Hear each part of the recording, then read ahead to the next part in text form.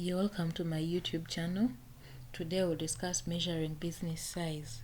So first of all, we're going to look at the groups of people or the stakeholder groups that would be interested in measuring the size of a business. And the first group of people is investors or intending shareholders, and they want to measure business size so that they decide on which business to buy shares or invest their capital. And most of the time, these investors will want to invest their capital in larger businesses because these businesses offer a sign of success, by the way, and then also they offer higher return on investment, or they would give them better dividend.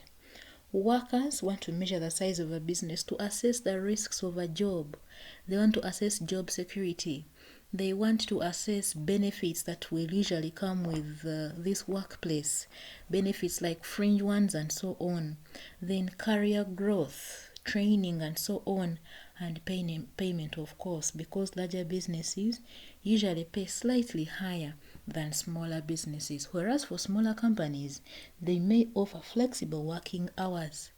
Someone may work for a smaller company, but they are able to do the rest of the other things that relate to their life. Government would want to measure business size to guide in policy formulation, because a whole sector or a whole government entity about money, taxation, and so on is already in place. So they want to know how many businesses are small, or how many small businesses can we be able to support, how many medium-sized businesses can we support, and then of course how many large businesses can the government be able to support if they can.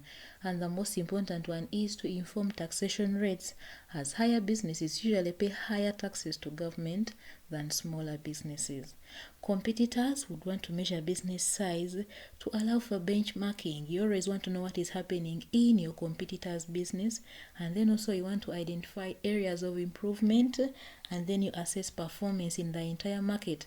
That is how businesses get to know which business is larger than the other, and then they are able to know that, oh, this one has a larger market share, whereas ours is smaller. So competitors are also a stakeholder group that would love to measure business size.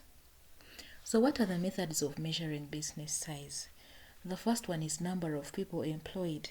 It is very obvious that a business that employs more people is bigger than a business that employs a small number of people, a small number of workers.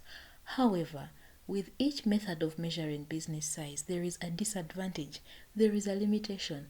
For example, for this one, if we are saying that a business which has more employees is much bigger than one which has a small number of employees, what if this one that has a smaller number of employees uses higher technology?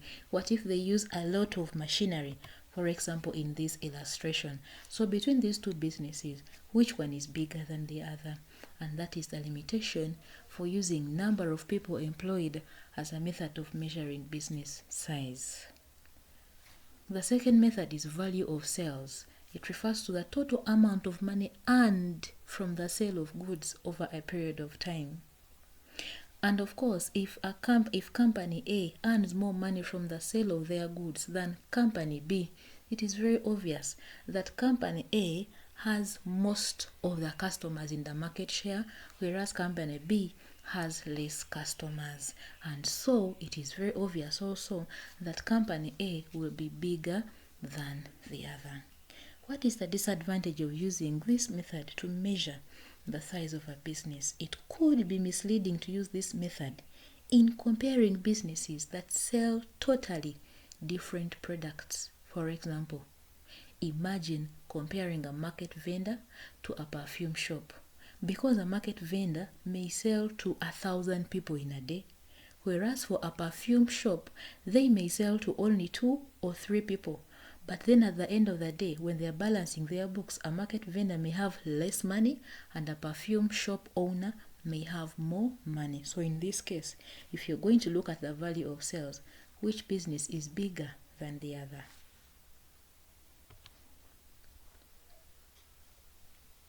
Value of capital employed is the other method, and this refers to the total amount of capital invested into the business. So this method only looks at how much money has been invested in the business. And then, of course, the disadvantage is for those very risky projects, which most of us fear, by the way. A project may have a lot of money invested in it, but it may not be a good investment. I've listed examples: aviation businesses, pharmaceuticals. Because why are we saying this is a limitation? Anything can happen to an aviation business. Anything can happen to a pharmaceutical company. Imagine making a drug, and then when this drug is rolled out in the entire world, the drug is a wrong one. Imagine how risky that would be. And then the other limitation of the other method of measuring business size is the value of output. This one is just about the total value of goods or services produced, and this does not take into account selling. Please note the difference between value of output and the value of sales, because this is a mistake students usually make. The value of output as a method of measuring business size only looks at the value of what has been produced, regardless of whether it has been sold or not. So value of output, I want you to get the difference. Value of output is just about the value of what has been produced, regardless of whether it is sold or not. Whereas for value of sales, it only looks at what has been sold. So the disadvantage of using value of output as a method of measuring business size is it does not consider production costs or profitability. What if whatever has been produced does not sell? Would you still say this business is bigger than the other? And in any case, what is the point in producing things that may not be sold? So value of output looks at what has been produced and its value, regardless of whether it has been sold or not.